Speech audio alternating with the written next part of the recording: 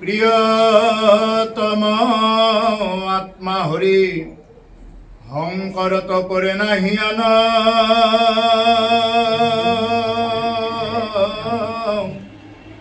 ও ইহকালে পরকালে হংকরে পে গুরুমুর হংকর কস্মরি যা প্রাণ রাম হংকর স্মরি যা প্রাণ হেরা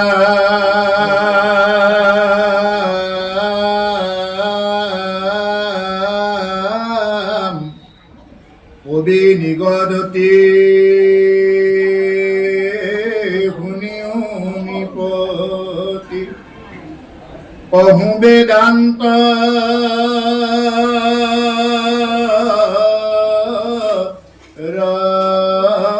তত্ত্ব স্বভাবে যি কৰে দান হোম মহা তপজপতি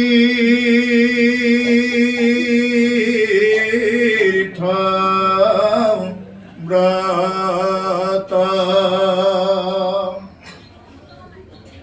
কায় বাক্য মনে যতে কৰে লৌকিক বৈদিক কর্ম উয়া একমত ঈশ্বর কৃষ্ণত অর্পিব হিক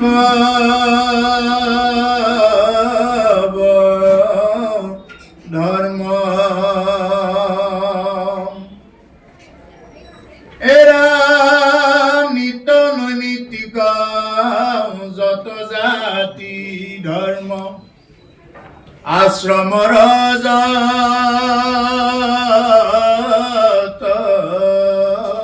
কর্ম ও কৃষ্ণ তর্পিলে জানাকি হোৱে মহাভাগ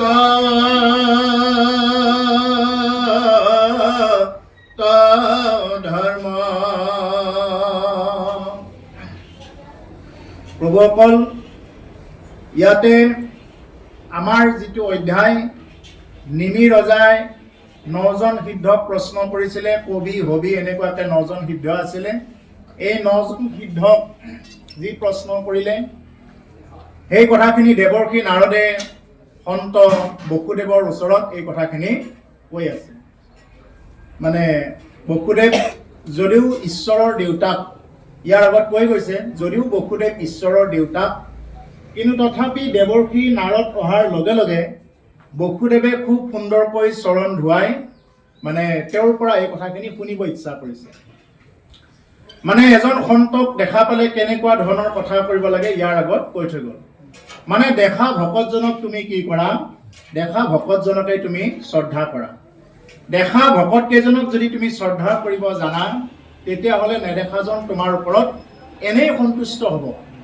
গতিকে দেখা ভকত কেইজনক যদি কোনোবাই শ্ৰদ্ধা নকৰে তেতিয়াহ'লে এইবিলাক কথাৰ তত্ত্বটো বুজি নাপাব গুৰুদেৱ নাম ভকত যদি ভকত তত্ত্বটো যদি বুজি নাপায় যদি ভকতৰ সংগ নকৰে আজিৰ দৰে যদি কোনোবাই সাধু সংগত নাহে তেতিয়াহ'লে তেওঁ যিমানেই চেষ্টা নকৰক কিয় ভকতিৰ দিশত তেওঁ কেতিয়াও আগবাঢ়ি যাব নোৱাৰে আজিৰ যি নিমিনৱ অধ্যায় সংবাদ এই কথাখিনি সন্ত বসুদেৱে ইমান সুন্দৰকৈ নিজৰ ল'ৰা স্বয়ং জগতৰ ঈশ্বৰ হোৱাৰ পিছতো তেওঁ কি কৰিছে বসুদেৱে খুব ধুনীয়াকৈ দেৱৰ্ষি নাৰদক আসন বসন দিছে পাদ্যে অভ্যাস পুজিলা বুলি কৈছে ইয়াৰ আগত গতিকে আমি এইটো প্ৰথমতে চাব লাগিব যে আমি এজন সন্তৰ শ্ৰীমুখে যেতিয়া নেকি আমি কৃষ্ণ কথা শুনিম বা এজন ভকত যেতিয়া আহিব তেওঁৰ ওপৰত ভাৱটো কেনেকুৱা ৰখা হৈছে এই ভাৱৰ ওপৰতে তেওঁৰ কথাখিনি নিৰ্ভৰ কৰিব গতিকে এতিয়া কৈছে কবি নিগদতি শুনিও নিপতি কহু বেদান্তৰ তত্ত্ব এই কবি মানে 9জন সিদ্ধৰ এজনৰ নাম আছিলে কবি এতিয়া মহামুনি কবিয়ে এই উত্তৰটো দিছে যে শুনিও নৃপতি কহো বেদান্তৰ তত্ত্ব, মই বেদান্তৰ তত্ত্ব কওঁ শুনা হে ৰাজন। স্বভাৱে যি কৰে দান হোম মহা তপ জপ তীৰ্থ ব্ৰত, কায় বাক্য মানে যতে কোৱা আচৰে লৌকিক বৈদিক কৰ্ম। এতিয়া স্বভাৱত নিজৰ নিজৰ ভাৱত যোনে যি কৰে, এতিয়া কিছুমানে তপ কৰিব পাৰে, কিছুমানে ব্ৰত কৰিব পাৰে, কিছুমানে হোম কৰিব পাৰে, কিছুমানে দান কৰিব পাৰে, কিছুমানে ব্ৰত কৰিব পাৰে। স্বভাৱত নিজৰ নিজৰ ভাৱত স্বভাৱে যি কৰে দান হোম মহা তপ জপ তীৰ্থব্ৰত, কিছুমানে তীৰ্থ ভ্ৰমণ কৰিব পাৰে বা কিছুমানে ব্ৰত কৰিবও পাৰে। লৌকিক বৈদিক কৰ্ম, লৌকিক বা বৈদিক কৰ্ম এনেকুৱা কৰিব পাৰে। ভূঞা একমত ঈশ্বৰ কৃষ্ণত অৰ্পিব শিষব ধৰ্ম। এতিয়া কি কৰিব লাগিব? সেই সমস্তবিলাক ঈশ্বৰৰ ওচৰত অৰ্পণ হ'ব লাগিব। যিমানেই যি নকৰক কিয় ঈশ্বৰ কৃষ্ণৰ ওচৰতে সেইবিলাক ঈশ্বৰ কৃষ্ণত নাম কাঢ়ি গৈছে, ঈশ্বৰ কৃষ্ণতে অৰ্পণ কৰিব লাগিব। কোনোবাই যদি যাগ যজ্ঞ পূজা পাতলো কৰিব যায়, এই ঈশ্বৰ কৃষ্ণৰ ওপৰতে অৰ্পণ কৰিব লাগিব। হৰি ওম, প্ৰথমতে হৰিক স্মৰণ কৰিব, তাৰপিছত গণেশৰ মন্ত্ৰ মাতিব, তাৰপিছত মানে যিটো নেকি মানে শুদ্ধিকৰণ মন্ত্ৰ বা শেষত আহুতি দিয়ালৈকে গোটেইখিনি যি আছে সমস্তখিনি কি কৰিব লাগিব? হৰিৰ নামেৰেই যাব। হৰিৰ নাম নোলোৱাকৈ কোনেও কি কৰিব নোৱাৰে? যজ্ঞ নহওক যিমান যি কৰিলেও পূজা সম্পাদন কৰিব নোৱাৰে। সেইকাৰণে কৈছে কায় বাক্য মানে, কায় মানে শৰীৰ, বাক্য মানে যি কৈ আছো, আৰু মনটোৰে, এই তিনিটা বস্তুৰে কি হ'ব লাগিব? ঈশ্বৰৰ ওচৰত অৰ্পণ হ'ব লাগিব। ভূঞা একমত ঈশ্বৰ কৃষ্ণত অৰ্পিব শিষব ধৰ্ম। একমত হৈ কি কৰিব লাগিব? মতিটো এক থাকিব লাগিব। দুটা তিনিটা মতি হ'লে নহ'ব। আজি অ'ত কালি ত'ত এনেকুৱা দুটা তিনিটা মতি হ'লে নহ'ব। একমতি হৈ ঈশ্বৰৰ ওচৰত সেইবিলাক কৰ্ম অৰ্পণ কৰিব লাগিব। নিত্য নৈমিত্তিক যত জাতি ধৰ্ম আশ্ৰমৰ যত কৰ্ম। এতিয়া নিত্য নৈমিত্তিকভাৱে যিমানবিলাক জাতি ধৰ্ম কৰি যিমানবিলাকে আছে, এতিয়া জাতিক লৈ আজি কিমান কি টনা আজোৰা হৈ আছে। গতিকে আমাক মাধৱ পুৰুষে এই জাতি ধৰ্মবিলাক কৰিব দিয়া নাই। ভকতৰ ক্ষেত্ৰত বিশেষকৈ জাতি ধৰ্মবিলাক কৰিব দিয়া নাই। তেওঁ কি কৈ গৈছে? এই নুজানাই আমি চাৰি জাতি,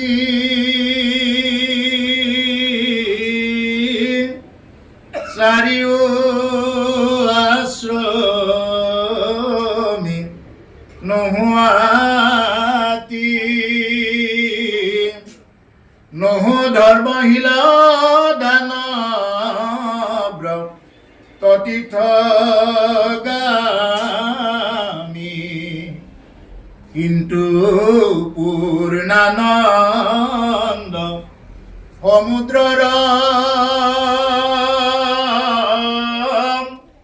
গোপী ভৰ তাপদ কমলৰ দাসৰু দাস তানদা সভৈলৈ আমি, দাসৰু দাস তানদা সভৈলৈ আমি। এইবিলাক সাংসাৰিক লোকে জাতি ধৰ্ম ক্ৰিয়া এইবিলাক মানে বাছ বিচাৰ কৰি থাকিব।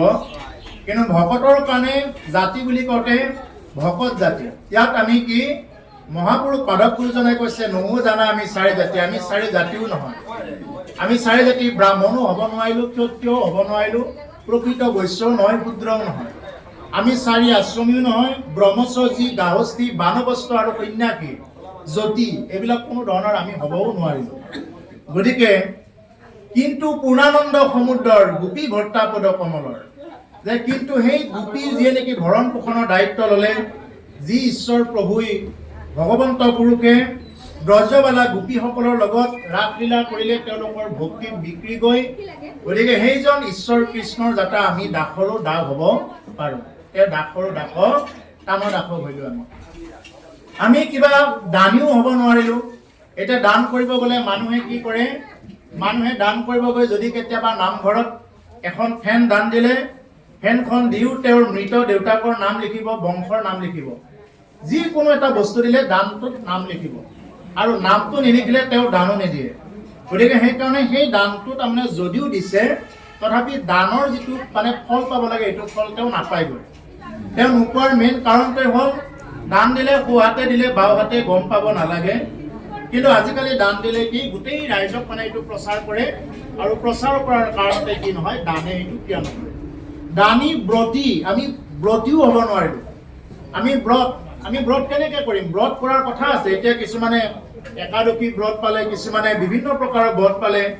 ব্ৰত পালাৰ দিনা বেছিকৈ তেওঁ খোৱাৰ আৰম্ভ কৰিব। কেৱল খোৱাৰ মানে পেটৰ লঘোণৰ মানে হেৰিটো চিন্তা কৰি থাকিব। আৰু কিছুমানে সোমবাৰ পালে, ৰবিবাৰ পালে, এনেকুৱা ধৰণৰ কথা নাই যে ব্ৰত পালন কৰিব লাগিলে তেওঁ কি কৰিব লাগিব, সেই দিনটো তেওঁ নামি হৈ থাকিব লাগিব।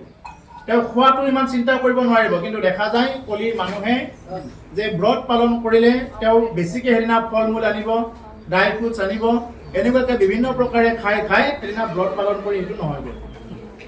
আৰু তীৰ্থ ভ্ৰমণ কৰিব গৈ মানুহে কি কৰে, মানুহে তীৰ্থ ভ্ৰমণ কৰিব গৈ ঘৰৰ কথাই মনত পেলাই থাকে বেছিকৈ। ঘৰৰ কথা, ঘৰৰ মানুহেও বেছিকৈ ফোন কৰি থাকিব। ঘৰৰ মানুহে বেছিকৈ ফোন কৰি থাকিব, ক'ত কি কৰি আছে, কি কৰা নাই, এনেকুৱাকৈ মানে ফোনৰ উপৰি ফোন এইবিলাক কৰি থাকিব। আৰু তেওঁ গৈ তাতে কি কৰিব, ঘৰৰ মানুহৰ কাৰণে চিন্তা কৰি মণি মুকুতা কিবা কিবি এইবিলাক লৈ ফুৰিব। সেইকাৰণে সেইবিলাকে ক্ৰিয়া নকৰে। আমি এই কলিৰ মানুহে, কলি লোকে মানে তীৰ্থ ভ্ৰমণ, ব্ৰত, দান এইবিলাক কৰিব গ'লেও নহয়। গতিকে সেইকাৰণে এই চববিলাক কৰিব লাগিলে কি কৰিব লাগিব, অৰ্পিব শিক্ষক ধৰ্ম। এই সমস্তবিলাক যদি তেওঁ প্ৰকৃতত কৰিব বিচাৰে, তেওঁ মাধৱৰ ওচৰত অৰ্পণ কৰিব লাগিব। সেই গোটেইবিলাক কৃষ্ণত অৰ্পিলে জানা সিও হৈ মহাভাগৱত ধৰ্ম। যদি কোনোবাই কৃষ্ণত অৰ্পণ কৰি যদি কোনোবাই তেনেকুৱাকৈ তীৰ্থৰ ক্ষেত্ৰত যাব পাৰে, কৃষ্ণত কিন্তু অৰ্পণ হ'ব লাগিব। যদি কৃষ্ণত অৰ্পণ নোহোৱাতে বোলে মই তীৰ্থ ভ্ৰমণ কৰিলোঁ, গোটেই ভাৰতখন 2-3বাৰ ভ্ৰমণ কৰিলোঁ, বোলে মোৰ ভক্তি হৈ গ'ল। আমাৰ বহুতে এইটো চিন্তা কৰে, বোলে মই বৃন্দাবনত 10বাৰমান গ'লোঁ, মোৰ ভক্তি হ'ল। এইটো নহ'ব।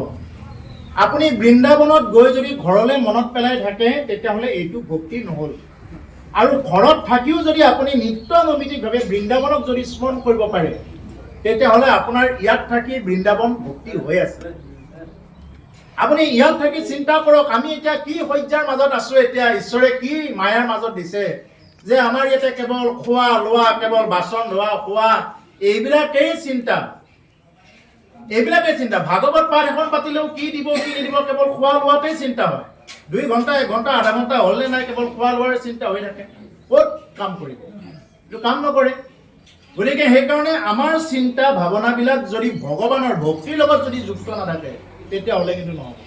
আমাৰ যদি বস্তুবিলাক যদি বাহ্যিক হৈ থাকে, আমাৰ জিভাক কৰি কাৰণে মাধৱ পুৰুষে গালি দিছে জিভা, এই জিভা জানো তই ৰসৰ সাধক, ৰসৰ স্বাদ ল'ব জানো এই জিভা, গালি পাৰিছে জিভা, গোটেইবিলাকক গালি পাৰিছে। কিয়?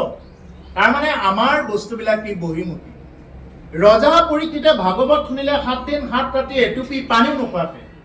আমাৰ ভাগৱতৰ আধা ঘণ্টা 1 ঘণ্টা হ'লনে নাই, আমাৰ চাহৰ আমদামি, তামোলৰ আমদামি, এইবিলাকৰ কাৰণত আমাৰ ভক্তি জাগ্ৰত নহয়। স্পষ্ট কথা। আমি যে ইমান দিনৰ পৰা ভক্তি কৰি আছো, ভাগৱতত কি কৈছে, শেষৰ পিনে কৈছে এই কথাবিলাক, নামঘোষাত কৈছে, কীৰ্তনত কৈছে, প্ৰথমতে আমাৰ বৈৰাগ্য জাগ্ৰত হ'ব। পাপবিলাক যেতিয়া নোহোৱা হ'ব, তাৰপিছতে বৈৰাগ্য আহিব ভক্তিৰ গতি। বৈৰাগ্য আহিছেনে নাই, মই জিভাবোৰক মই কণ্ট্ৰল কৰিব পাৰিছোনে নাই পৰা, এইটো মই নিজক প্ৰশ্ন কৰিব লাগিব। মই পাৰিছোনে নাই পৰা যে মই এইখিনি সময় যে অন্ততঃ এইবিলাক চব খোৱা লোৱা বাদ, এইখিনি সময় মই কি খাম, ভাগৱতৰ ৰস পান কৰিম। ৰসত চতুৰ যিটো জন, কৃষ্ণৰ চৰণে দিয়া মন, পৰম সন্তোষে পিউক ৰস অমৃত। তাকে কৈছে, নিগম কল্প তৰুৰ গৰ্লিতম অলম সুক মুখাদমৃত দ্ৰৱ সংযুতম পিবত ভাগৱত ৰসমালয়ম মুহুৰহু ৰসিকা ভুবি ভাবুকা। ভাবুক হৈ পান কৰাই ভাগৱতৰ ৰসবিলাক। যাৰ ভাৱে যুক্ত হৈ নাথাকে, তেতিয়াহ'লে ভক্তি ক'ৰ পৰা হ'ব? ভাবেন লভতে জ্ঞানম ভাবেন লভতে সৰ্বম। ভাবিব পাৰিলেহে জ্ঞান হ'ব, ভাবিব নোৱাৰিলে এইবিলাক একোৱেই নহ'ব। এনেই পঢ়া শুনা হ'ব, এইবিলাকে কোনো কাম নকৰে। সেইকাৰণে নামঘোষাৰ শেষত কি কৈছে? এ ভাৱক ভাই ভজ ভগৱন্ত ভক্তি ভাৱে, ভগৱন্ত ভজিয়া পৰম গতি পাৱে।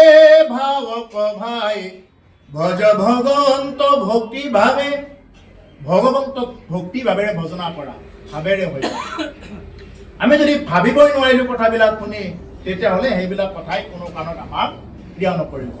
গতিকে প্ৰভুসকল এই ভাৱেৰে থাকি আমি ভাৱটো যিমানলৈ নিব পাৰিম ইমানলৈ আমাৰ কি হ'ব এইবিলাক কথাই ক্ৰিয়া কৰিব।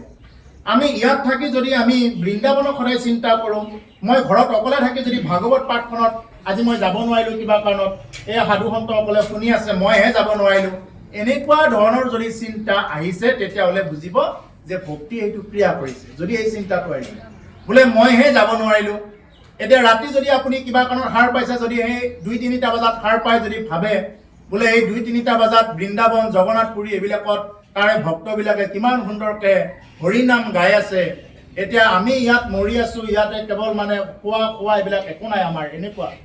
গতিকে এনেকুৱা ধৰণৰ যদি চিন্তাটো আহে তেতিয়াহ'লে আপুনি বৃন্দাবনত বাস কৰি থকাৰ নিচিনা হ'ব। আৰু যদি বৃন্দাবনত গৈও যদি ঘৰলৈ চিন্তা কৰি থাকে বোলে মোৰ এতিয়া কি হ'ব, কেতিয়া পাম গৈ ঘৰ, এনেকুৱা চিন্তা কৰি থাকিলে সেইবিলাকে কোনো ক্ৰিয়া নকৰিব। সেইকাৰণে কৈছে কৃষ্ণত অৰ্পিলে জানা কিও হয় মহাভাগৱতৰ ধৰ্ম। যদি কোনোবাই কৃষ্ণত অৰ্পণ কৰিব পাৰে, কৃষ্ণত অৰ্পণ কৰিলে সেইটো মহাভাগৱত ধৰ্মলৈ গুচি যায়।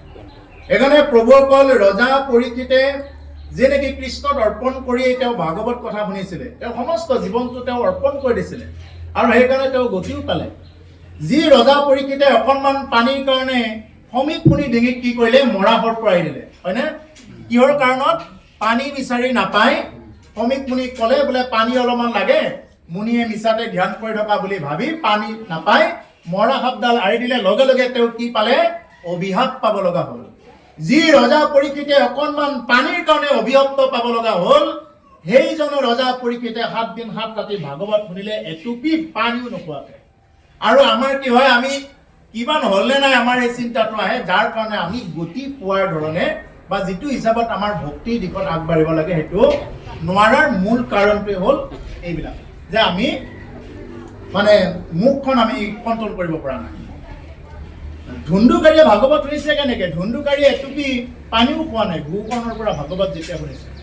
প্ৰেত আত্মা হৈ গতি পাইছে, প্ৰেত আত্মা ক'তো মানে ৰৈ থাকিব নোৱাৰে। এটা মানে 7টা পাত থকা এডাল বাঁহৰ ভিতৰত ভৰাই দিছিলে, ভূকৰ্ণই ভাগৱত কথা কৈ আছে। প্ৰথম দিনা ভাগৱত কৈছে, আবেলি বিৰতি দিছে, এটা পাপ ফাটি গৈছে। দ্বিতীয় দিনা ভাগৱত কৈছে, 2টা পাপ ফাটি গৈছে। 7 দিন ভাগৱত কৈছে, এনেকুৱাকে 7টা পাপ ফাটি গৈ লগে লগে বৈকুণ্ঠৰ পাৰিষদ হৈ কি কৰিছে, এতিয়া ভূকৰ্ণই ভাগৱত কওঁতে ধুন্দুকাৰীয়ে গতি পাইছে। এই আত্মদেৱ ব্ৰাহ্মণৰ সন্তান আছিলে। গতিকে সেইকাৰণে প্ৰভুসকল যে আমি ভাগৱত শুনিব লাগিলে আমি সৰ্বপ্ৰথমে আমি যিবিলাক নেকি বহিমুখী ইন্দ্ৰিয়বিলাকক আমি অন্তৰ্মুখী কৰি ল'ব পাৰিব লাগিব, তেতিয়াহে এইবিলাক ক্ৰিয়া কৰিব, নহ'লে এইবিলাক ক্ৰিয়া নকৰে।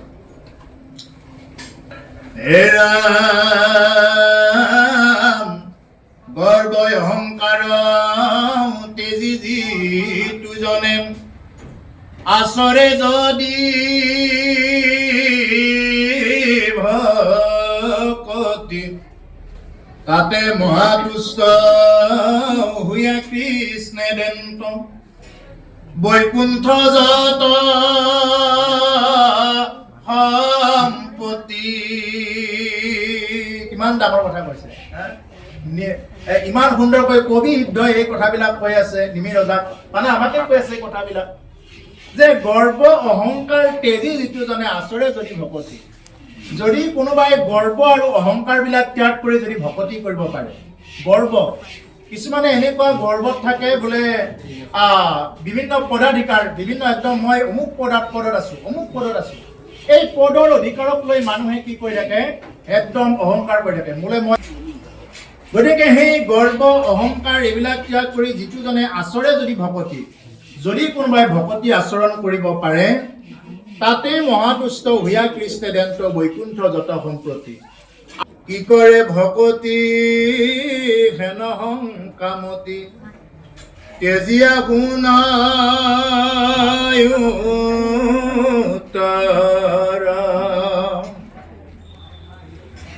ঈশ্বৰ বিমুখ হুৱে যিটো নাৰ ধৰে বিষ্ণু মায়া তাক এই দেহ মোৰ বোলে জ্ঞানেহে কৰে অন্তৰ। যদি বোলা ৰাজা, হে ৰাজন, নিমি ৰজাক কৈছে, হে ৰাজন ৰজা, তুমি হয়তো মোক ক'ব পাৰা অজ্ঞানীৰ ভয় জ্ঞানে অন্তৰ কৰে, অজ্ঞানীবিলাকৰ ভয়বিলাক জ্ঞানেহে অন্তৰ কৰিব, এই বুলি হয়তো তুমি মোক প্ৰশ্ন কৰিব পাৰা। কি কৰে ভকতি হেন সংকামতি তেজীয়া পুনৰ উত্তৰ। তুমি হয়তো ক'ব পাৰা যদি জ্ঞানেই যদি অন্তৰ কৰে ভকতিনো কিয় কৰিব লাগে, এনেকুৱা এটা শংকা তোমাৰ মনত আহিব পাৰে, এনেকুৱা এটা শংকা তোমাৰ মনত আহিব পাৰে। মানে বস্তুটো শুনি ল'ব যে অজ্ঞানী ভয় জ্ঞানে অন্তৰ কৰে, অজ্ঞানীবিলাকৰ ভয়টো যদি জ্ঞানে অন্তৰ কৰে তেতিয়াহ'লে ভকতিনো কিয় কৰিব লগা হ'ল, এই বুলি হয়তো তুমি মোক প্ৰশ্ন কৰিব পাৰা। গতিকে মই ইয়াৰ উত্তৰটো কওঁ, শুনা। ঈশ্বৰৰ বিমুখ হৈ যিটোজন ধৰে বিষ্ণু মায়া তাক, ঈশ্বৰৰ বিমুখ হৈ যিজনে চলে সেইজনক বিষ্ণু মায়াই ধৰে। বিষ্ণুৰ মায়া, এতিয়া বিষ্ণুৰ মায়া কি বস্তু? বিষ্ণুৰ মায়াটো বৰ বেলেগ বস্তু। বিষ্ণু মায়া আমি যিমানবিলাকক দেখা পাই আছো, কোনোবাই বোলে বিৰাট ডাঙৰ ঘৰ বান্ধিলে, কোনোবাই দামী গাড়ী ল'লে, বিষ্ণু মায়াই ধৰিব লাগিলে তেওঁ আৰু মানে ভকতি দিশত কেতিয়াও যাব নোৱাৰিব যদি বিষ্ণু মায়াই ধৰে, ভক্তিটো তেওঁ কেতিয়াও নাপাব।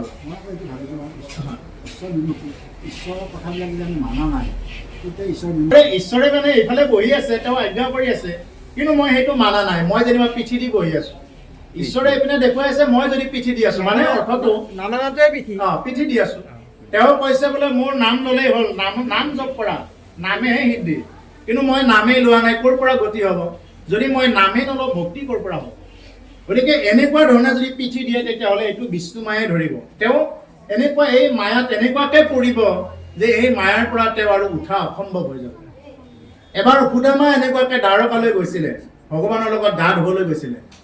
গা ধুব গৈ সুদামাই কি কৰিলে, ভগৱানক সুধিলে, বোলে হে প্ৰভু, তোমাৰ বোলে মায়া বহুত, মোক যদি মায়াটো অকণমান ক'লাহেঁতেন, তোমাৰ মায়া কি মই অলপমান শুনিব খোজো।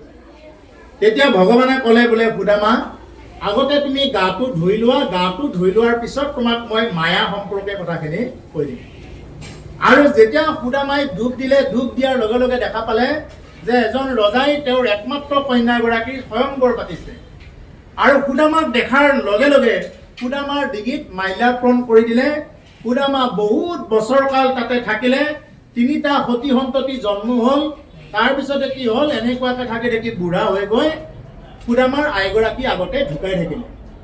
যে সুদামাৰ আইগৰাকী ঢুকাই থাকিলে, আমাৰ ইয়াতে যেনেকুৱা আগতে পতিদা প্ৰথা আছিলে, সতীদা প্ৰথা, তাতে পতিদা প্ৰথা, মানে সতী ঢুকালে পতিজনক কি কৰে, সেইখন চিতাতে বান্ধি পেলাই পুৰি দিয়ে।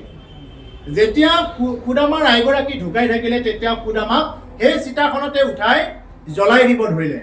তেতিয়া সুদামাই ভয় খাই ওপৰলৈ হাতখন তুলি কৃষ্ণ ৰক্ষা কৰা বুলি হাতখন ওপৰলৈ তুলি দিলে।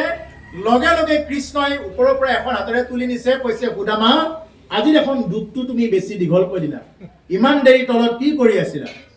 তেতিয়া সুদামাৰ আৰু বুজিবলৈ বাকী নাথাকিল যে বিষ্ণু মায়া কি হয়, মায়া কি। ভাগৱতৰ একেবাৰে শেষতো এই কথাখিনি কৈছে, মায়া সম্পৰ্কে।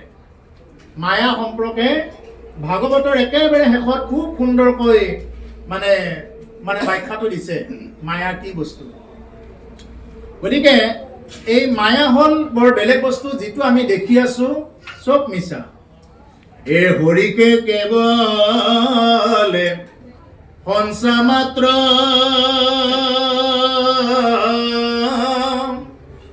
অ ৰাম ৰাম ৰাম ৰাম ৰাম,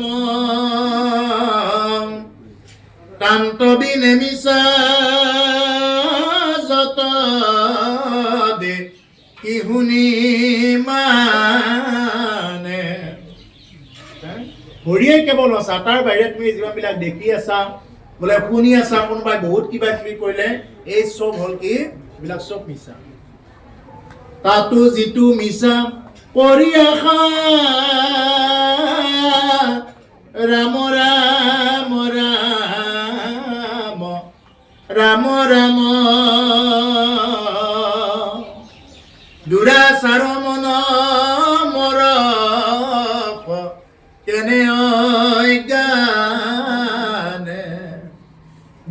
চাৰ মন মৰক কেনে অজ্ঞানে।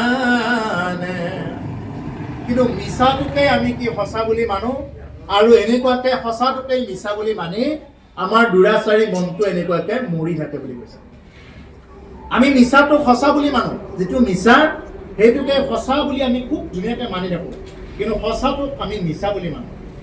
হৰিকে কেৱলে সংসা মাত্ৰ, ৰাম ৰাম ৰাম ৰাম তান্ত বিনে মিছা যত দেখি শুনি মানে। হৰিয়ে কেৱল সঁচা, তাৰ বাহিৰে তুমি যিমানবিলাক দেখি আছা শুনি আছা এই সকলোবিলাক হ'ল মিছা। তাৰমানে কি কৰিব লাগে প্ৰভুসকল, আমি এই বুলিতো ঘৰ নোহোৱাকৈ থাকিব নোৱাৰোঁ, ঘৰটো লাগিব, গাড়ী চব লাগিব, কিন্তু কথা হ'ল যেন মোৰ সকলো আছে থাকিও যেন মোৰ নাই, এইটো যিয়ে ল'ব পাৰে এইটোহে প্ৰকৃত ভকত। আপোনাৰ সমস্ত সামৰ্থ্য আছে, ইচ্ছা কৰিলে আপুনি চব বস্তু খাব পাৰে, কিন্তু খোৱা নাই। বা আহক আপুনি আগত আহক, কিয় পিছত বহিলে, আহকচোন আগত আহক, এইপিনে আহক, এইফালে আহক, কিয় পিছত বহিলে। আপোনাৰ চব সামৰ্থ্য আছে কিন্তু খোৱা নাই, মোৰ চব সামৰ্থ্য আছে কিন্তু মই খোৱা নাই, এই হ'ল বৈৰাগ্য। এইপিনে এই হ'ল বিষৰ প্ৰতি বৈৰাগ্য প্ৰভু, এই হ'ল বিষৰ প্ৰতি বৈৰাগ্য, ইয়াকে কয় বৈৰাগী। এতিয়া আমি সেই বৈৰাগ্যতাটো আনিব পাৰিছো নে নাই পৰা? ইচ্ছা কৰিলে এজন ভকতে বহুত কিবা কিবি কৰিব পাৰে, মানে এজনে ইচ্ছা কৰিলে যেনিবা তেওঁৰ ধন সম্পদ আছে, ইচ্ছা কৰিলে বহুত কিবা কিবি খাব পাৰে, নিচা কৰিব পাৰে, কিন্তু কৰা নাই। তেওঁৰ অন্তত দেহত বেমাৰো নাই, তেওঁ টকা পইচাৰো আছে কিন্তু তেওঁ খাব পাৰে কিন্তু নাই খোৱা, এই হ'ল বৈৰাগ্য প্ৰভু, এই বৈৰাগ্য। কিন্তু মই চব এদিন মোৰ দাঁত সৰিব, এদিন মোৰ দেহত বেমাৰ লাগিব, সেইদিনাহে মই চব বস্তু বাদ দিম, এইটো বৈৰাগ্য বুলি নকয়। আপুনি সামৰ্থ্য থাকোঁতেই বাদ দিয়াটোৱেই হ'ল বৈৰাগ্য, ইয়ে হ'ল বৈৰাগী। মোৰ মানে যেতিয়া ধন সম্পদ আছে তেতিয়া আমি ঈশ্বৰৰ পিনে ভক্তি নকৰি, যেতিয়া নাই তেতিয়া এনেই ৰাইজক দেখুৱাবৰ কাৰণে কৰিলে নহয়। সমস্ত সামৰ্থ্য আছে থাকিও যেন নাই, যেনেকুৱাকে পদুমৰ পাতটো বা পদুমৰ কলিটো পানীতেই জন্ম হয়, বোকাতেই জন্ম হয়, তাৰ গাত বোকা আৰু পানী লাগি নাথাকে, আমিও সংসাৰৰ মায়ামোহৰ মাজতেই জন্ম, আমাৰ গাত যাতে মায়া আৰু মোহ লাগি নাথাকে, আমি সেইটো কি কৰিব লাগে, চিন্তা কৰিব লাগে, যাতে আমাৰো যাতে মায়া মোহ লাগি নাথাকে। আজি যেনেকুৱাকে আমি ওলাই আহিছোঁ অকণমান সময়, ঠিক তেনেকুৱাকে আমি যদি এনেকুৱাকে অহাৰ আমি চিন্তা কৰোঁ বা চেষ্টা ৰাখোঁ, প্ৰভু ভগৱন্তই যদি কৃপা কৰে, তেতিয়াহ'লে তেওঁ পদুম ফুলৰ পাতটো বা কলিটোৰ দৰে হ'বগৈ পাৰে। অৰ্থাৎ আমাৰ সমস্ত আছে যেন থাকিও নাই। গতিকে কৈছে ঈশ্বৰ বিমুখী হৈ যিটো নৰ ধৰে বিষ্ণুমায়া তাক, ঈশ্বৰৰ বিমুখ হ'লে তেওঁক বিষ্ণুমায়ে ধৰিব। এহি দেহ মূৰ বোলে অজ্ঞানত পাখৰে নিজ আত্মা, এই দেহটোৱেই মোৰ বুলি ধৰি লয় আৰু নিজৰ আত্মাটো পাহৰি যায় বুলি কৈছে।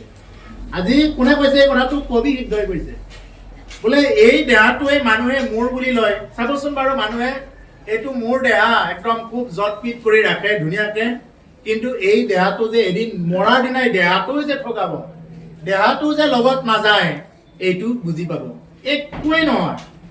সেইকাৰণে হাতকেইখন কাৰ বুলি ক'লে কি কয়? হাতকেইখন কাৰ? কোনোবাই কয় নেকি মই হাত বুলি? নকয়, মোৰহে হাত।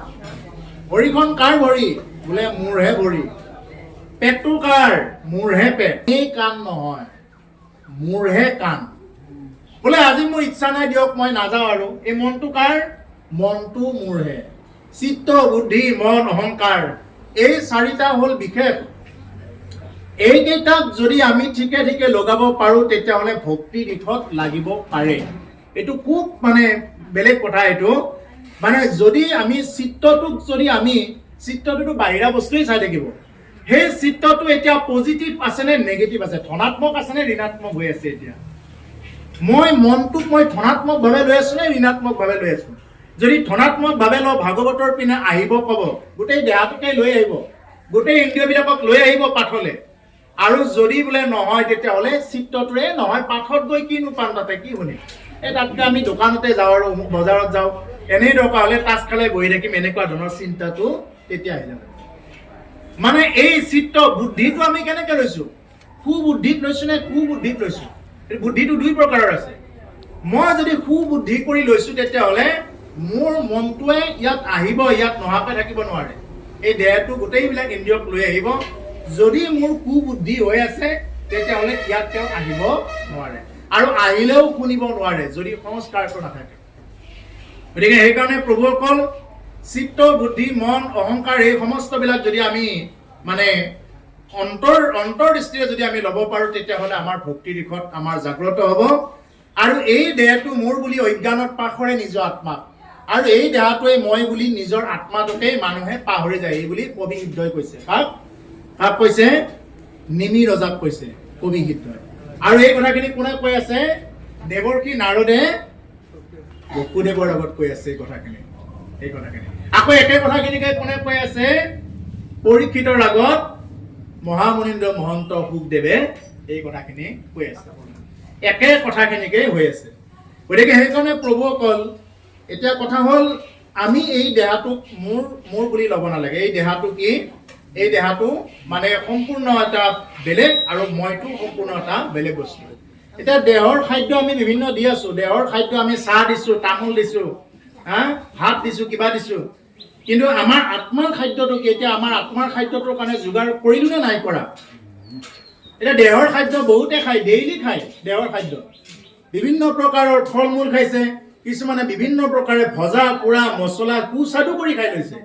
কিন্তু মই আত্মাটোক তেনেকুৱাকে মই নামটো সুস্বাদু কৰি ভিন্নে ভিন্নে দিব পাৰিছো নে নাই পৰা? গুৰুজনাই কিন্তু আমাক এটাও বস্তু তেনেকুৱাকে দি যোৱা নাই বোলে এইটো বোলে নোৱাৰিব এনেকুৱাকে কৰিব থৈ যোৱা নাই। তেওঁ সমস্ত দি থৈ গৈছে। যদি কাৰোবাৰ নাম লওঁতে যদি অসুবিধা হয়, বোলে ভাগৱতত বহিব তেওঁ অসুবিধা পায়, বৰগীতে শুনক, বৰগীত শুনি হ'লেও তেওঁ মানে ভক্তি কৰিব পাৰিব। বা কোনোবাই যদি এইবিলাকৰ ইচ্ছা নাই, ভাওনা দুখনমান চাওক, তাতেও ভক্তি কৰিব পাৰে। নাটকীয় ৰূপত চাওক ঈশ্বৰৰ কথাবিলাক। কিছুমানে গান আকাৰে গাওক, তথাপিও ভক্তি হ'ব। মুঠতে আমাক তেওঁ দি মানে কি দি যোৱা নাই? ভকতৰ সংগত থাকক। ভকত সংগটো আৰু দুৰ্লভ। ভকতৰ সংগ আৰু দুৰ্লভ, দেৱৰ দুৰ্লভ ভকতৰ সংগ। গতিকে ভকতৰ সংগত যদি কোনোবাই পাইছে তেতিয়াহ'লেতো সেইটো চিন্তা কৰিব পাৰে। এনেকুৱা ধৰণৰ সংগত যদি আমি থাকিব পাৰোঁ তেতিয়াহ'লে ভকতি দিশত আগুৱাই যাব পাৰে। গতিকে আমি এতিয়া সেইবিলাকত লৈছোঁ নে নাই পৰা? গতিকে আমাৰ দেহটো হ'ল আত্মাৰ যিখিনি নেকি খাদ্য প্ৰভুসকল, এই হ'ল হৰিনাম। এই হৰিনামটো যাতে আমাৰ আত্মাৰ খাদ্য হিচাপত আমি সদায় দি থাকোঁ। আমি অৰ্থাৎ গুৰু সেৱা নিত্য নৈমিত্তিকভাৱে কৰিব লাগিব। গুৰু সেৱা, নাম ল'ব লাগিব। নাম নল'লে কিন্তু যিমান যি কৰিলেও কিন্তু কাম নিদিব। নাম ল'বই লাগিব। পুৱা সন্ধিয়া, যেনিবা কিবা কাৰণত সন্ধিয়া সময় পোৱা নাই, ৰাতিপুৱা হ'লেও কিন্তু বাদ দিব নোৱাৰে। একদিন বাদ গ'ল কিবা কাৰণত, 2 দিন 3 দিন, বা কাৰোবাৰ বেমাৰ হৈ আছে, এইটো বেলেগ কথা, মানে হস্পিটেলত থাকিব লগা হৈছে, এইটো বেলেগ কথা। যদি কোনোদিনে গুৰু সেৱা কৰিবই সময় নাপায়, শৰণটো তোমাক দিলেহে তুমি শৰণটো কেনেকৈ গ্ৰহণ কৰিলা? সেইটো হ'ল আচল কথা। শৰণটো মোৰ মানে এইটো হ'ল, শৰণ মই প্ৰাপ্ত হ'লোঁ। শৰণটো এতিয়া মই ব্যৱহাৰ কেনেকৈ কৰিছোঁ সেইটো নিজৰ কথা। যদি আমি নামেই নলওঁ, পুৱা সন্ধিয়া যদি গুৰু সেৱা নকৰোঁ, তেতিয়াহ'লে ভকতি কেতিয়াও জাগ্ৰত নহ'ব। এনেই ধুতি চোলা পিন্ধি ৰাইজক দেখুওৱা হ'ব, তাৰ বাহিৰে কোনো ধৰণৰ কাম নহ'ব। ভাগৱতে স্পষ্টকৈ কৈ আছে যে তুমি নিজে আগতে কৰা, তাৰপিছতহে হ'ব পাৰিবা। কৰা, হোৱা আৰু পোৱা, আগতে কৰিব লাগিব। নকৰাকৈ পোৱাৰ কাৰণে একো নহয়, এইবিলাক একে মিছা কথা। কৰিবই লাগিব। কিন্তু আমাৰ দুৰ্ভাগ্যটো কি জানে? আমাক পাৰিলে এনেই লাগে, পাৰিলে ধন সম্পত্তিবিলাকো এনেই লাগে, বহি থাকিলেই লাগে, আৰু আমাক পাৰিলে ভজনবিলাকো পাৰিলে এনেই লাগে। মই একো নকৰিলেও যাতে মই যি ইচ্ছা তাকে খাই ফুৰিলেও, বেবিচাৰি কৰ্মবিলাক কৰি ফুৰিলেও যাতে মোৰ ভক্তি হয়, এনেকুৱাহে ভক্তি আজি বহুতে বিচাৰে। এইটো এনেই যাতে মোৰ তাত আহি থাকক, কিন্তু নিজে কৰিব ইচ্ছা নকৰে।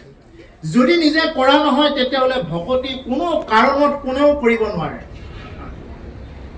এই তপজপ তীৰ্থ ব্ৰত যোগ যাগ যজ্ঞ দান, কাকো নুহুমৰে মৃত্যু বেলা, ও মৰন্তা জনক বেঢ়ি বোলে বেৰাম বোলা, হেনো নাম এটিখন হেলা। তুমি যিমানেই তপ নকৰা, যিমানেই যজ্ঞ নকৰা, যিমানেই দান ব্ৰত নকৰা কিয়, কিন্তু কি কৰিব লাগিব? মৰাজনৰ ওচৰত বেলৈ সকলোৱে কি বুলি ক'ব? ৰাম বোলা, কৃষ্ণ বোলা বুলিয়েই ক'ব। যদি এতিয়াৰ পৰাই যদি তুমি ৰাম নাম কৃষ্ণ নাম কামাই নকৰা, ভৱিষ্যতে কি হ'ব? আৰে ধনটো পাপীৰ হাততো থাকে ধন। ভকতেও যদি ধনৰ কামনা কৰি থাকে দিনে ৰাতি, ভগৱানৰ ওচৰত গুৰু সেৱা কৰি যদি ধনৰ প্ৰাপ্তি কামনা কৰি থাকে, ক'বগৈ এতিয়া এই কথাবিলাক। ধনটো পাপী, মহা মহা পাপীৰ হাতত আজি কোটি কোটি ধন, বিলাব ঠাই নাই, ভয় কৰি আছে এনেকুৱা। যদি আজি ভকতৰ কি ধন? ভকতৰ হ'ল নাম ধন। নাম ধন লোৱা ভকতে কোনো ধৰণৰ বস্তু, কোনো গ্ৰহ নক্ষত্ৰ, কোনো ধৰণৰ ভয় নকৰে। বিঘ্নিৰ মূৰত ভৰি থৈ হৰি গুণ গাই নাচে কোনে? ভকতে পাৰে। কিহৰ বলত? নামৰ বলত পাৰে। যদি নামেই লোৱা নহয় তেতিয়াহ'লে সিদ্ধি হ'ব ক'ৰ পৰা? হৰি নামিব নামিব নামিব কেৱলম ওলৌ নাস্তিব্য নাস্তিব্য নাস্তিব্য গতি অন্যথা। হৰি নামৰ বাহিৰে আৰু কিবা আছে? হৰি নামৰ বাহিৰে ক'তো গতি নাই নাই নাই। গতিকে হৰি নাম ল'বই লাগিব। কিন্তু হৰি নাম নোলোৱাকে আমি যদি এনেই যদি আমি দেখুৱাব কৈ থাকো তেতিয়া নহয়। সেইকাৰণে কৈছে পাখৰে নিজ আত্মাক কেতিয়া? এই দেহ মোৰে বোলে অজ্ঞানত। অজ্ঞানী বিলাকে এই দেহাটোৱেই মই বুলি ভাবি এইটো বাদ গৈ থাকে, এনেকুৱাকে মৰি যায়। এৰাম হোৱে জ্ঞান শূন্য, কোনে পাপ শূন্য, কৰিতে নপাৰে হাৰ, বিষয় ব্যাকুল সৈন্যকে বাতুলম, নুগুছে জাত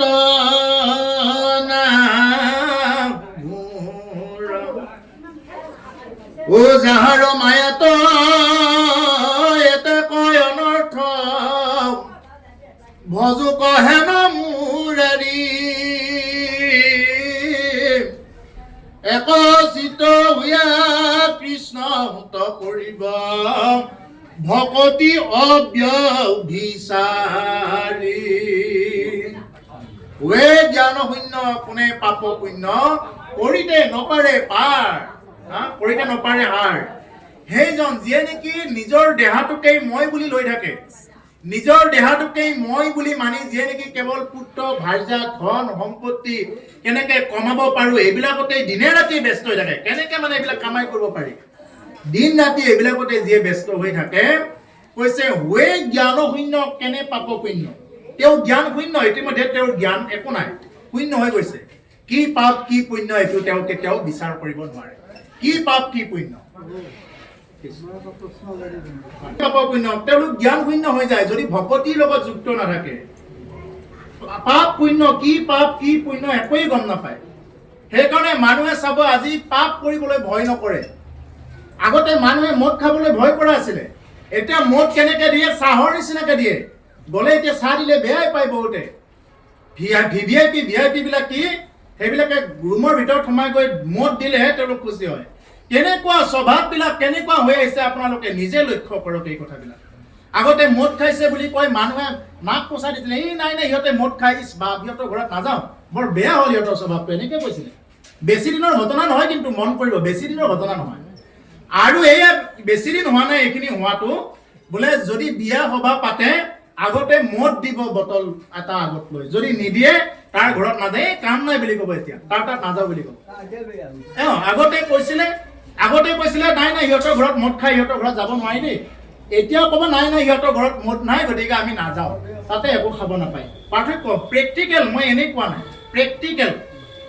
গতিকে সেইকাৰণে কলিৰ এনেকুৱা প্ৰভাৱ আহিছে, প্ৰভুসকল আৰু আহিব এতিয়া, আৰু এনেকুৱা প্ৰভাৱ আহিব যে এতিয়া সাধু সন্তক এনেই দেখিব নোৱাৰে। এতিয়া ভক্তিৰ কথা ক'লে, ভাল কথা ক'লে, আজি এনেকুৱা কিছুমান বাওঁপন্থী শিক্ষিত লোক ওলাল, এনেই দেখিব নোৱাৰে। যদি কোনোবাই কয় ধৰ্ম সম্পৰ্কে, যদি কোনোবাই এৰিষ্টটলে কয়, প্লেটোৱে কয়, গ্ৰীক দাৰ্শনিক এৰিষ্টটলে বোলে ধৰ্মৰ ওপৰত এনেকুৱা সংজ্ঞা দিছে, বা এৰিষ্টটলে সংজ্ঞা দিছে, মানি ল'ব। প্লেটোৱে কৈছে, এনেকুৱা বিভিন্ন প্ৰকাৰৰ একদম পশ্চিমীয়া সভ্যতাৰ কিছুমানে যদি ধৰ্মৰ ওপৰত কয় মানে, ধৰ্মৰ য'ত সৃষ্টি, যি ভাৰতবৰ্ষত যুগে যুগে ভগৱানে অৱতাৰ হয়, মহাপুৰুষবিলাক যুগে যুগে আহিছে, শংকৰ মাধৱে যি আমাক শিকালে, কিন্তু আমি শংকৰ মাধৱে কোৱা বুলি ক'লে নাক পচাই দিয়ে। শংকৰদেৱেহে কৈছে, এনেকুৱাকে ক'ব ধৰে, শংকৰদেৱেহে কৈছে। কিন্তু যিবিলাকে লজিক ফিলচফি লৈছে হায়াৰ ছেকেণ্ডাৰীত সেইবিলাকে বুজি পাব, তাতে এইবিলাক দিয়া আছে, ধৰ্মৰ ওপৰত বিভিন্ন সংজ্ঞাবিলাক তাতে দিয়া আছে ফিলচফিবিলাক। গতিকে সেইকাৰণে যে এই যে ধৰ্মৰ ওপৰত যিবিলাক নেকি সংজ্ঞা তেওঁলোকে পঢ়ি আছে, আমাৰ মহাপুৰুষজনে কি সংজ্ঞা দিছে কিন্তু এইটো কোনেও কিবা নকৰে। তাৰমানে আমি নিজৰ খিনিক আমি বুলি আমাৰ বুলি নামানো, আমি বেলেগৰ খিনিক মানো, এইটোৱে হ'ল কথা। এই পশ্চিমৰ বতাহজাক পূবলৈ বলিছে, তাৰ জানো ৰাখিছ খবৰ? এই পশ্চিমীয়া বতাহজাক যে পূবৰ পিনে আহি আছে, এইটো কাৰো খবৰ নাই। ৰাজীৱ শদিয়া লুইতখন ভৰিলে বিষ মেটেকাৰে, পাৰত ভৰিলে যাবৰ। পশ্চিমৰ বতাহজাক পূবলৈ বলিছে, তাৰ জানো ৰাখিছ খবৰ? লুইতখন যেনেকুৱাকে বি মেটেকাৰে ক্ৰমান্বয়ে ঠেকি ঠেকি গৈ আছে, ঠিক তেনেকুৱাকে আমাৰ সংস্কৃতিবিলাককো একফালৰ পৰা গ্ৰাস কৰি কৰি একফালৰ পৰা আনি আছে, চেপি চেপি আনি আছে। এইটো উপলব্ধি কৰে কেইজনে? গতিকে ধৰ্মৰ ওপৰত যদি শংকৰ মাধৱে কৈছে বা এজন আমাৰ বয়োজ্যেষ্ঠই কৈছে, এইটো কিন্তু মানি নলয়। এই কিনো কেইদিনৰ এইবিলাক, কিনো এনেকুৱা কথা। কিন্তু প্লেটো কোৱাবিলাক পঢ়ে, এই হ'ল আমাৰ দুৰ্ভাগ্য। গতিকে সেইকাৰণে আমাক ধৰ্মৰ ওপৰত আমাক বাহিৰৰ মানুহে কোৱাৰ প্ৰয়োজনে নাই। ধৰ্মৰ ওপৰত আমাৰ ভাৰতৰ প্ৰায় বেছিভাগ মানুহে ধৰ্মৰ ওপৰত জানে, ধৰ্ম কি বস্তু। তাতোকৈ আমাৰ মহাপুৰুষ গুৰুজনাই ইমান সুন্দৰকৈ ধৰ্মৰ ওপৰত একদম সহজ ভাষাত তত্ত্ব দি থৈ গৈছে, ইয়াৰ ওপৰত সহজ আৰু নাই। আৰু এতিয়া পশ্চিমীয়া যিবিলাক নেকি আমাৰ মানে ভাৰতবৰ্ষৰ পশ্চিম চাইডৰ যিবিলাক নেকি আমাৰ যিবিলাক ভাগৱত ব্যাখ্যাকাৰ আছে, এতিয়া তেওঁলোকৰ নামেই যে সাৰ এতিয়া ক'ব ধৰিছে, নামেই যে সাৰ। ইয়াৰ আগত কিন্তু যাগ যজ্ঞই কৈ আছিল সকলোৱে, এতিয়া ক'ব ধৰিছে যে নামেই সাৰ। কিন্তু মহাপুৰুষ গুৰুজনাই আমাক বহুত আগতেই নামে যে সাৰ, তুমি নাম ল'লেই যে গতি পাবা, এইটো আমাক বহুত আগতেই এইটো সিদ্ধান্ত দি থৈ গৈছে। কিন্তু আমাৰ প্ৰচাৰৰ অভাৱত আমি নিজৰ গুৰুজনক গুৰু বুলি নলওঁ, আমি বেলেগক লওঁ। আমি দৰকাৰ হ'লে ক'ৰবাত মানে এনেকুৱা যদি কোনোবা দাদা বৌ খুৰীক যদি ভকতি কৰা কিবা ওলাইছে, আমি সেইপিনে যাম। দাদা বৌ এইবিলাক আছে নহয়। মই ক'ত কৈছো এতিয়া, মই নামকাৰী নকওঁ, বুজাই বুজিব। দাদা বৌ খুৰী এনেকুৱাকেও মানুহে ভক্তি কৰিব ল'লে, সেৱা কাৰি কাৰি দিনে ৰাতিয়ে। এইটো পশ্চিমীয়া। গতিকে সেইকাৰণে যে আমি এতিয়া কি ঈশ্বৰ কৃষ্ণক নামানি আমি আকৌ কি কৰোঁ, আমি দ্বিতীয়টো কল্কি অৱতাৰ হোৱা বুলি প্ৰচাৰ কৰি দিলোঁ। কল্কি অৱতাৰ হোৱা বুলি প্ৰচাৰ কৰিলৈ আমি সেনেকুৱাকৈ কৰিলোঁ। শাস্ত্ৰত আছে কৃষ্ণই ক'লে তাতে ক'ব, বেলেগে ক'লে। ইয়াতে যদি কৈছে শংকৰে ভনে, তাতে কৈছে বেলেগে ভনে। অৰ্থাৎ কি, নিজাকে বস্তু এটা লগাই দিলে, লগাই দি কি কৰিলে তেনেকুৱাকে প্ৰচাৰ কৰি কৰি বুজি গৈছে, নিজে নিজে সৃষ্টি হ'ল।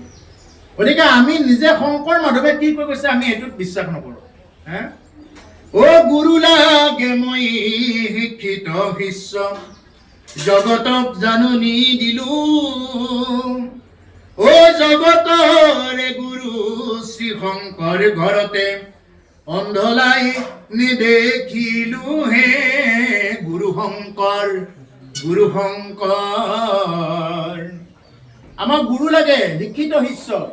কোনোবাই BA পাছ কৰিছে, MA পাছ কৰিছে বোলে, মই যাকে তাকে গুৰু নলওঁ। ক'ত ল'ব? য'ত নেকি একদম কৰবাৰ পৰা য'ত শংকৰ মাধৱৰ নাম বন্ধ নাই, তেনেকুৱা এটা ঠাইত গৈ তেওঁলোকে গুৰু মানে। কিন্তু এতিয়া আমাৰ মহাপুৰুষে যিমানবিলাক দি থৈ গৈছে, যদি সকলোৱে একেমুখে লাগিলেহেঁতেন, তেতিয়াহ'লে আজি আমাৰ গুৰুজনাই যিখিনি দি থৈ গৈছে সমগ্ৰ বিশ্বত প্ৰচাৰ হ'লহেঁতেন। কিন্তু প্ৰচাৰ নোহোৱাৰ মেইন কাৰণটো হ'ল আমি কি কৰোঁ, গুৰুজনাৰ কথাবিলাক আমি প্ৰচাৰ কৰিব টান পাওঁ। তেওঁ যি বিচাৰিছিল আমি সেইটো কৰিব টান পাওঁ।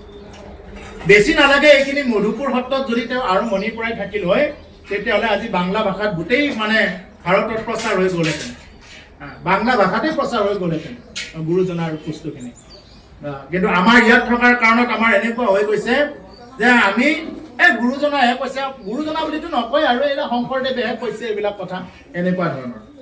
গতিকে সেইকাৰণে প্ৰভুসকল, আমাক গুৰুজনাই সেইবিলাক বস্তু দি থৈ গৈছে। বিষয় ব্যাকুল সন্মুখে ব্যাতুল, নুগুছে যাতনা তাৰ। আমি কি কৰি থাকোঁ, বিষয়ত ব্যাকুল হৈ থাকোঁ, কেৱল বিষয়তে ব্যাকুল, দিনে ৰাতিয়ে বিষয়ত। কেনেকে পাৰি কাক ঠগাব পাৰি, কাৰ মাটি ঠেলিব পাৰি, ৰাস্তাৰ পিনে কিবাকে অকণমান হেঙাৰখন বৰাই লৈ যাব পাৰি নেকি, দিনে ৰাতিয়ে এইবিলাকতেই চিন্তা হৈ থাকে। দিন ৰাতি কিছুমান মানুহে এইবিলাক সৰু সৰু কথাক লৈ চিন্তা কৰি থাকে। গতিকে বিষয়ত ব্যাকুল, সন্মুখে বাতুল, পগলা পগলা হৈ থাকে সন্মুখে, এইটো পাগল বুলিয়ে ক'ব। নুগুছে যাতনা তাৰ, তেওঁৰ যাতনা কোনোদিন নুগুছে। নে ইহলোকত গুচিব, নে পৰলোকত তেওঁৰ যাতনা গুচিব। ইহলোক পৰলোকত তেওঁৰ যাতনাই ভোগ কৰিব লগা হয়। যাহাৰ মায়া তেতেকৈ অনৰ্থ ভজুক হেনো মুৰাৰী। যাৰ মায়াত ইমানবিলাক অনৰ্থ হ'ব লগা হয় জীৱবিলাক, অৰ্থ নাহে, অনৰ্থই হৈ যাব যাৰ মায়াৰ কাৰণে। যাৰ মায়াৰ কাৰণে জীৱবিলাক ইমান অনৰ্থত পৰি থাকে, কৈছে ভজুকে হেন মুৰাৰী, এইজন মুৰাৰী ঈশ্বৰ কৃষ্ণ ভজনা কৰা, এক চিত্ৰ হুয়া কৃষ্ণত কৰিব ভকতি অব্যভিচাৰী। এক চিত্ৰ হয়, চিত্ৰটো এক কৰা, চিত্ৰটো বহুতত নহয়, চিত্ৰটো এক কৰা, একম এবা দ্বিতীয়কম, একৰ বাহিৰে দ্বিতীয়জন নাই, এইটো ব্ৰহ্মসূত্ৰ। একম এবা দ্বিতীয়কম, এজনৰ বাহিৰে দ্বিতীয়জন নাই, এনেকুৱা বস্তু। গতিকে সেইকাৰণে আমি যাতে এজনৰ ওচৰত যাতে আমি শৰণ ল'ব পাৰো, সেইকাৰণে অৰ্জুনক কৈছে, হে অৰ্জুন তুমি চব বাদ দিয়া, সৰ্বধৰ্মান পৰিত্যাজ্য মাম একং শৰণং ব্ৰজ, অহং ত্বাং সৰ্ব পাপেভ্যো মুখ্যস্যামি মা শুচঃ। হে অৰ্জুন, তুমি যিমান বিলাকক লৈ আছা মোৰ বুলি চব বাদ দি কি কৰা, তুমি মোৰ ওচৰত শৰণাপন্ন হোৱা, মই তোমাক সকলোবিলাক অহংকাৰৰ পৰা ৰক্ষা কৰি দিম, তেওঁৰ বিজয় হ'ব। গতিকে সেইকাৰণে প্ৰভু অকল আমি ঈশ্বৰ কৃষ্ণক লৈ যাতে আমি তেনেকুৱাকে চলিব পাৰো, কৃষ্ণত কৰিব ভকতি অব্যভিচাৰী, আৰু ভকতিটো যাতে আমাৰ বেবিচাৰত যুক্ত হৈ নাযায়। যদি বেবিচাৰী হৈ থাকে ভকতি, তেতিয়াহ'লে এইটো সিদ্ধি নহ'ব। আমাৰ যদি ভকতি বেবিচাৰ কেনেকে হ'ব, এতিয়া ভকতি বেবিচাৰ হোৱাৰ কাৰণ বহুত আছে। যদি তেওঁ কায়িক মানসিকভাৱে যদি বেলেগ বেলেগ চিন্তা কৰি থাকে, যদি ভক্তিৰ লগত যুক্ত হৈ নাথাকে, এইটোৱেই বুজি ল'ব, যদি মোৰ কৃষ্ণৰ লগত যুক্ত নাই, নামৰ লগত যদি যুক্ত নাই, যদি গুৰুদেৱ নাম ভকতৰ প্ৰতি যদি শ্ৰদ্ধা নাই, তেতিয়াহ'লে ভকতিটো বেবিচাৰী ভকতিত পৰি যাব। যদি তেওঁ দিনে ৰাতিয়ে যদি তেওঁ শনি পূজা কৰি ফুৰিব, ইফালে ভকতিও শুনিব আহিব, আৰু তেওঁ দিনে ৰাতিয়ে কবিৰাজৰ ওচৰত গৈ আছে, তাবিজ ল'ব গৈ আছে, জাপ ল'ব গৈ আছে, কিন্তু নামত বিশ্বাস নাই, তেতিয়াহ'লে নহ'ব। নামত বিশ্বাস কৰক, নামেহে তৰাব, এই পানীত বিশ্বাস কৰিলে নহয়। কিন্তু মানুহে আজিকালি ক'ত বিশ্বাস কৰে, মানুহে বিশ্বাস কৰে পানীত। এনেকে যদি কোনোবাই পানী মাৰি দিয়ে, পানীত বিশ্বাস কৰে, কিন্তু নামত মানুহে বিশ্বাস নকৰে। যদি কোনোবাই পানী মাৰি দিয়ে, ওম অপবিত্ৰ হো পবিত্ৰ বা সৰ্বাৱস্থাং গতো পিবা য়স্মৰে কুণ্ডলিকাক্ষং স বাৰ্ধাভ্যন্তৰং সুচিগি, এই বুলি যদি কোনোবাই পানী মাৰি দিয়ে, মানুহৰ পানীত খুব বিশ্বাস, মানুহৰ নামত বিশ্বাস নাই। মানুহে যদি অকণমান যদি 24 ঘণ্টাৰ ভিতৰত অন্তত যদি 24 মিনিট যদি টাইম দিব পাৰে, নিজৰ আত্মাক যদি টাইম দিব পাৰে, অন্তত এতিয়া বহাগৰ মাহ আজি 2 তাৰিখ, এতিয়াৰ পৰাই সংকল্প কৰি যাওক যে এই মাহটো অন্তত 24 ঘণ্টাৰ ভিতৰত অন্তত 24 মিনিট নোৱাৰিলেও 5-10 মিনিটকে বঢ়াই গৈ অন্তত যদি আমি দিনটোৰ ভিতৰত 24 মিনিট যদি আমি ৰাম কৃষ্ণ বা গুৰুৰ মাধ্যমত যি নাম পাইছো, এই নামত যদি একান্তভাৱে চব কাম বন বাদ দি এক মনে বহি যদি আমি নাম ল'ব পাৰো, এই নামে চাব নামে কেনেকুৱা ক্ৰিয়া কৰে। মই এনে ক'ব লাগে কাৰণে কোৱা নাই, এনে ক'ব লাগে বহাই দিছে, এনে ক'ব লাগে, এনে গাই যাব লাগে, এনেকুৱা কাৰণে কোৱা নাই। নিজে আজিৰ পৰা অন্তত প্ৰেক্টিকেল কৰা হওক। এই বহাগৰ মাহৰ প্ৰথমৰ পৰা নতুন বছৰ কিছুমান নতুন সংকল্প কৰিব লাগে। এই সংকল্পৰে যদি আগবঢ়া হয়, তেতিয়াহ'লে নামে কেনেকুৱা ক্ৰিয়া কৰে এইটো বুজা হ'ব। চেনি খুব মিঠা, কেনেকুৱা মিঠা, বোলে বঢ়িয়া মিঠা, বোলে চেনিটো দেখিবলৈ কেনেকুৱা, বোলে এনেকুৱা সৰু সৰু দানা, বোলে খাই কেনেকুৱা লাগে, মিঠা, বোলে আৰু কেনেকুৱা মিঠা, এনেকুৱা যদি প্ৰশ্ন কৰি থাকে, তেওঁ নিজে খাই চাব লাগিব, এইটো বুজি পাব। গতিকে নামৰো কেনেকুৱা মানে সোৱাদ, নামৰ এই নামৰ সোৱাদটো কেতিয়া বুজি পাব, যেতিয়া তেওঁ নিজে নাম লৈ চাব, গ্ৰহণ কৰিব। নাম ল'লে তেওঁ কেতিয়াও গ্ৰহ নক্ষত্ৰ তাবিজ কিবা ল'ব নালাগে। গ্ৰহ নক্ষত্ৰই ওলোটাকৈ তোমাক মানে ফল' কৰিব। ৰাৱণৰ ওপৰত কোন গ্ৰহ নক্ষত্ৰ সন্তুষ্ট নাছিলে? ৰাৱণৰ ওপৰত ৰাৱণে যদি শনি কয়, এই শনি তই বহুত বেয়াকে ঘূৰি আছা, তই এইটো চাইডত আহ, শনিয়ে আহি যাব। এইবোলে কেতু তই বেলেগ চাইডত আছা, মোৰ ভালৰ কাৰণে আহ, এইটো চাইডত আহি যাব। ৰাহু কেতু কিবা কিবি গোটেইবিলাক আহি যাব। আনকি ব্ৰহ্মাই বেদ পাঠ কৰিবৰ কাৰণে আহে। অকণমান দেৰি হলে ব্ৰহ্মাক গালি দিয়ে ৰাৱণে, কিহৰ দেৰি হল ইমান? শিৱ দেৱাদিদেৱ মহাদেৱ শিৱই ৰাৱণৰ ঘৰত প্ৰসাদ লবৰ কাৰণে আহিব লাগে। ৰাৱণ যিহেতু কাৰ ভক্ত, শিৱ ভক্ত, কিন্তু ৰাৱণৰ ওপৰত সমস্ত দেৱ দেৱী গ্ৰহ নক্ষত্ৰ সন্তুষ্ট থকাৰ পিছতো এজন সন্তুষ্ট নাই, ৰাম সন্তুষ্ট নাই। আৰু যদি ৰাম সন্তুষ্ট নাই, তেতিয়াহ'লে ৰাৱণে সেইকাৰণে কি কৰিব নোৱাৰিলে, লংকাৰ এই যুদ্ধত বিজয় কৰিব নোৱাৰিলে, পৰাজয় বৰণ কৰিব লগা। গতিকে সেইকাৰণে আপোনাৰ ওপৰত সমস্ত গ্ৰহ নক্ষত্ৰ সমস্তবিলাক আপোনাৰ ওপৰত নাথাকক কিয়, আপুনি যিমানেই দেৱ দেৱী সন্তুষ্ট কৰাই নুফুৰক কিয়, আপুনি যিমানেই তান্ত্ৰিক নহওক কিয়, যিমানেই নৰমুণ্ডমালা পৰিধান নকৰক কিয়, যদি কৃষ্ণ সন্তুষ্ট নাই, যদি তেওঁৰ নাম লোৱা নাই, যদি নামৰ ওপৰত বিশ্বাস নাই, কোনো কাৰণত নহয় নহয় নহয় প্ৰেত আত্মা হ'ব পাৰিব, কিন্তু তাৰ ওপৰত নাই। যদি কোনোবাই প্ৰেতক ভজনা কৰে, প্ৰেতেই হ'ব, এনেকৈ যাব, তাৰ বাহিৰে কি হ'ব? গতিকে সেইকাৰণে প্ৰভুসকল নামত বিশ্বাস কৰিব লাগে। আমি কি নকৰো? নামত বিশ্বাস নকৰো। আমাক এনেই লাগে মন্ত্ৰ মাতিও দেৱে কি বুলি কয়? ওম অপবিত্ৰ হও পবিত্ৰ বা, তুমি অপবিত্ৰই হোৱা বা পবিত্ৰই হোৱা, সৰ্বাৱস্থান গতো কিবা, তুমি যি অৱস্থাতে নাথাকা কিয়, ইয় স্মৰে পুণ্ডৰীকাক্ষ, তুমি পুণ্ডৰীকাক্ষ প্ৰভু ভগৱন্ত কৃষ্ণক স্মৰণ কৰা, সৰ্বাৰ্ঘাভ্যন্তৰং শুচি, তেতিয়াহে তুমি বাহিৰে ভিতৰে শুচি হবা। নহলে তোমাক পানী মাৰি শুচি কৰিব পাৰে কোনোবাই? কোনোবাই কাৰোবাক পানী মাৰি শুচি কৰিব পাৰে? দেৱে কৈ আছে বোলে তুমি পানীখিনি দিলো তোমাক, তুমি কৃষ্ণ বুলি কৈ পেলাইহে খোৱা। কিন্তু কৃষ্ণ বুলি নাই। দেৱে যিহেতু কৈছে, এটা পটকে মনত পৰিছে, অপবিত্ৰ হ পবিত্ৰ বা, তাৰমানে অপবিত্ৰৰ পৰা মই পবিত্ৰ হৈ গলো, এই বুলি তাৰমানে কি কৰিলে? ধৰি ললে। আৰু ভুলটো সেইখিনিতে হৈ থাকিলে। গতিকে যদি কোনোবাই নামত বিশ্বাস নকৰে, তেতিয়াহ'লে তেওঁক একো কৰি দিব নোৱাৰে। সেইজন ৰাৱণ যাৰ ওপৰত সন্তুষ্ট, চববিলাক সন্তুষ্ট, কিন্তু ৰাম অসন্তুষ্ট হোৱাৰ কাৰণে যি হৈ গ'ল, ঠিক তেনেকুৱা হৈ যাব যদি কোনোবাই ঈশ্বৰ কৃষ্ণ ভজনা নকৰি যদি 12 মাহত 13টা কাম কৰিবৰ কাৰণে যায়, তেতিয়াহ'লে তেওঁৰো অৱস্থা ঠিক তদ্ৰুপ হ'ব। যদি বিশ্বাস নহয়, তেতিয়াহ'লে সমস্ত ৰামায়ণ পঢ়ক, বেদ আদিবিলাক অধ্যয়ন কৰি চাওক, তেতিয়া দেখিব যে সমস্তৰ মূলতে হৈছে কৃষ্ণ। সেইকাৰণে ভাগৱতৰ আৰম্ভণিতে কৈছে, জয় জয় কৃষ্ণ কৃপাময় মহেশ্বৰ, যাৰ আজ্ঞা শিৰে বহে ব্ৰহ্মা হৰি হৰ। ব্ৰহ্মা হৰি হৰ, ব্ৰহ্মা বিষ্ণু মহেশ্বৰে কি কৰে? এই তিনিটা গুণত থাকে, সাত্বিক ৰাজসিক তামসিক, এই তিনি গুণৰ তিনিটা গুণ, তেওঁলোকৰ মেইন কোন? ঈশ্বৰ কৃষ্ণ। এই কৃষ্ণৰ পৰাই সমস্ত সৃষ্টি, এই হ'ল দৈৱকী নন্দন কৃষ্ণ। গতিকে সেইকাৰণে সেইজন কৃষ্ণক যদি কোনোবাই ভজনা নকৰি যদি কোনোবাই বেলেগ পিনে কৰিব যায়, তেতিয়াহ'লে ইয়াতকৈ আৰু মূৰ্খামি, ইয়াতকৈ আৰু দুৰ্ভগীয়া একো নাই। এইটো কোনোবাই ভাবিব পাৰে বোলে এওঁলোকে নিজৰ ফালে কৈ আছে, নহয়, শাস্ত্ৰই কৈছে, শাস্ত্ৰই কোৱাৰ কাৰণে কোৱা হৈছে। কৃষ্ণ হয়, কি গুণৰ কাৰণে ৰাৱণৰ বস্য হৈছিল ব্ৰহ্মা বিষ্ণু? মই এইটো নাজানো, সেইটো আপোনালোকে